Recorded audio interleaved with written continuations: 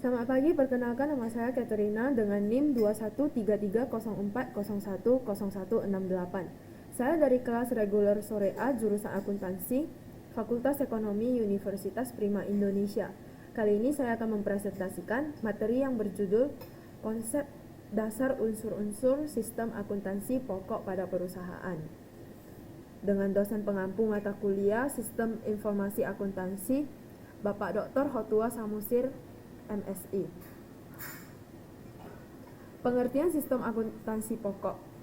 Menurut beberapa ahli menyatakan bahwa Mulyadi mengemukakan sistem akuntansi adalah organisasi formulir, catatan, dan laporan yang dikoordinasikan sedemikian rupa untuk menyediakan informasi keuangan yang dibutuhkan oleh manajemen dalam pengelolaan. Nugroho mengemukakan bahwa sistem akuntansi merupakan suatu alat yang dipakai untuk mengorganisir atau menyusun, mengumpulkan, dan mengikhtiarkan keterangan-keterangan yang menyangkut seluruh transaksi perusahaan di perusahaan, di mana para pegawai, kegiatan-kegiatan perusahaan, bahan-bahan, dan mesin-mesin dapat dipadukan sedemikian rupa sehingga pengawasan dapat dijalankan sebaik-baiknya. Menurut Baritwan, sistem akuntansi yaitu sistem akuntansi adalah formulir-formulir, catatan-catatan, prosedur-prosedur, dan alat-alat yang digunakan untuk mengelola data mengenai usulan suatu kesatuan ekonomis dengan tujuan untuk menghasilkan umpan baik dalam bentuk laporan-laporan yang dilakukan oleh manajemen untuk mengawasi usahanya, dan bagi pihak-pihak lain yang berkepentingan seperti pemegang saham, kreditur, dan lembaga-lembaga pemerintah untuk memulai hasil operasi. Sehingga dapat disimpulkan bahwa sistem akuntansi merupakan suatu organisasi yang digunakan untuk merangkum semua kegiatan dan transaksi perusahaan guna menghasilkan informasi yang diperlukan oleh manajemen sebagai alat pengawasan demi kelancaran aktivitas perusahaan di masa yang akan datang. Sistem akuntansi pokok dirancang perusahaan untuk pihak internal dan pihak eksternal. Unsur-unsur sistem akuntansi pokok. Yang pertama, formulir. Merupakan dokumen yang digunakan untuk merekam terjadinya transaksi. Contoh formulir adalah faktur penjualan dan bukti kas keluar. Yang kedua, jurnal. Jurnal merupakan catatan akuntansi pertama yang digunakan untuk mencatat, mengklasifikasikan, meringkas data keuangan dan data lainnya. Yang ketiga, buku besar. Buku besar atau general ledger terdiri dari rekening-rekening yang digunakan untuk meringkas data keuangan yang telah dicatat sebelumnya dalam jurnal. Buku pembantu. Buku pembantu ini terdiri dari rekening-rekening pembantu yang merinci data keuangan yang tercantum dalam rekening tertentu dalam buku besar. Yang kelima, laporan. Hasil akhir proses akuntansi adalah laporan keuangan yang dapat berupa neraca, laporan laba rugi, laporan perubahan laba yang ditahan, laporan harga pokok produksi, laporan biaya pemasaran, laporan harga pokok penjualan, daftar umur piutang, daftar utang yang akan dibayar, daftar saldo persediaan yang lambat penjualannya. Laporan berisi informasi yang merupakan keluaran sistem akuntansi. Laporan dapat berbentuk hasil cetak komputer dan tayangan pada layar monitor komputer. Bukti transaksi. Untuk melakukan atau menjalankan sistem akuntansi, bukti transaksi merupakan pemicu. Setiap pencatatan dalam catatan akuntansi dimulai dari bukti transaksi atau dokumen. Bukti transaksi adalah dasar untuk melakukan pencatatan. Karena itu, pengawasan atas penggunaan bukti transaksi mutlak dilakukan. Perancangan bukti transaksi yang baik harus memperhatikan kebutuhan informasi, rekening buku besar dan buku pembantu serta jurnal. Untuk mendapatkan bukti transaksi yang sesuai dengan kaidah pengendalian intern, ada baiknya merancang bukti transaksi dengan memperhatikan prinsip-prinsip penyusunan bukti transaksi. Prinsip-prinsip penyusunan bukti transaksi tersebut adalah: yang pertama, pencantuman identitas bukti transaksi. Yang kedua, pencantuman identitas perusahaan. Yang ketiga, rancangan sesuai kebutuhan. Yang keempat, ada tembusan atau kopi. Yang kelima, pencantuman unsur internal cek. Yang keenam, pencantuman nomor urut tercetak. Contoh bukti transaksi yang banyak digunakan perusahaan ada seperti pada digambar.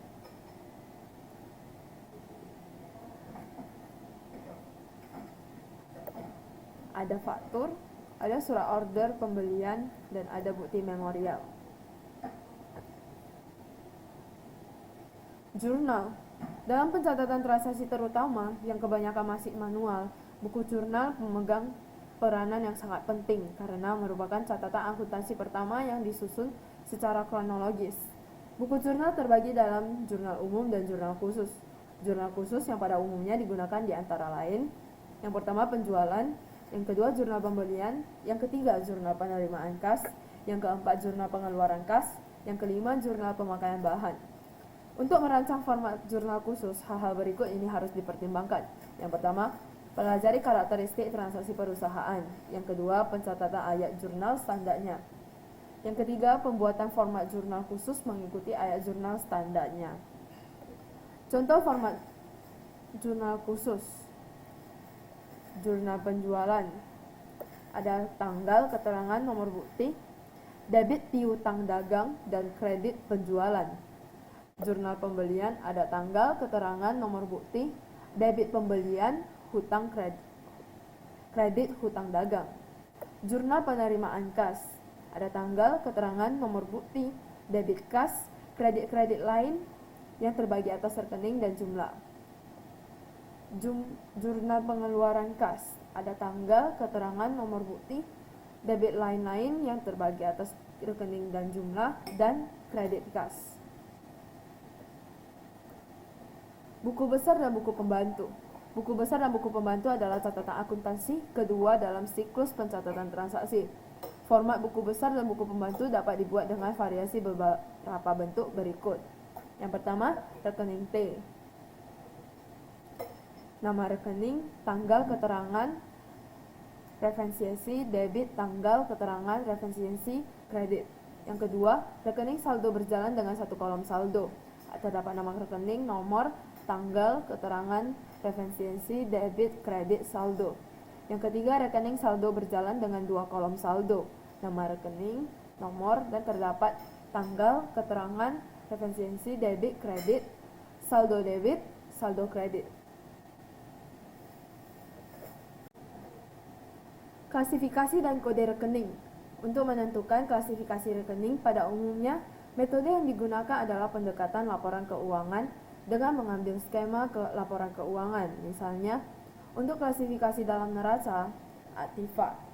Aktiva terdapat yang pertama aktiva lansar, yang kedua investasi jangka panjang, yang ketiga aktiva tetap aktiva, yang keempat tidak berwujud, yang kelima aktiva lain-lain. Hutang dan modal terbagi atas tiga. Yang pertama hutang lancar, kedua hutang jangka panjang, yang ketiga modal. Untuk klasifikasi untuk laporan laba rugi penjualan, biaya usaha terbagi atas tiga, yaitu biaya produksi, biaya pemasaran, biaya administrasi, dan umum. Pendapatan dan biaya di luar usaha terdapat dua, yaitu pendapatan sewa dan biaya bunga.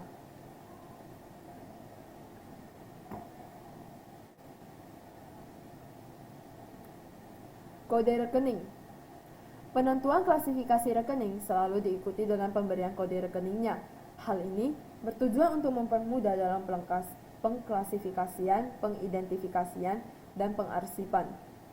Ada beberapa metode pemberian kode rekening, diantaranya yang pertama kode dengan angka urut. Terdapat kas, piutang dagang, persediaan barang dagang, tanah, bangunan, akumulasi penyusutan bangunan, hutang dagang, hutang bank jangka panjang, modal, prive, pendapatan, biaya gaji, biaya bahan habis pakai, biaya penyusutan, biaya utilitas, biaya lain-lainnya. Yang kedua, kode angka blok. Metode ini memberikan sejumlah cadangan angka untuk klasifikasi tertentu. Berikut ini disajikan contoh pemberian kode rekening dengan angka blok. 01 sampai 24 yaitu aktiva lancar. 23 sampai 33 yaitu aktiva tetap, 34 sampai 36 aktiva tidak berwujud, 37 sampai 39 aktiva lain-lain, 40 sampai 49 hutang lancar, 50 sampai 56 hutang jangka panjang, 57 sampai 59 modal, 60 sampai 62 pendapatan, 63 sampai 89 biaya-biaya. Yang ketiga, kode kombinasi. Metode ini menggunakan kombinasi huruf dan angka tertentu. Contohnya, yang pertama AL01, AL242, AT33, HL413, M62. Yang keempat, kode kelompok. Metode ini menggolongkan rekening dalam kelompok tertentu. Dalam laporan keuangan yang disebut dengan kelompok adalah aktiva, kewajiban, ekuitas, pendapatan, dan beban. Masing-masing kelompok memiliki golongan tersendiri. Setiap golongan terdiri dari sub-golongan tertentu, masing-masing akun, dan digambarkan dengan bagan. Sub-golongan mempunyai jenis perluasan jenis akun ada di rinciannya.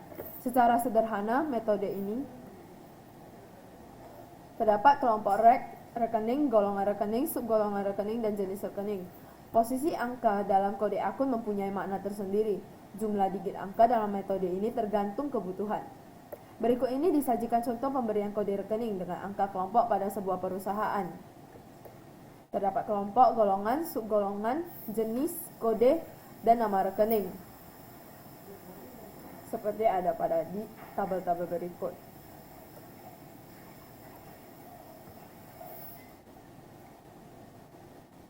Laporan. Laporan yang dihasilkan sistem akuntansi pokok adalah laporan keuangan dan juga dapat berupa laporan-laporan yang lainnya.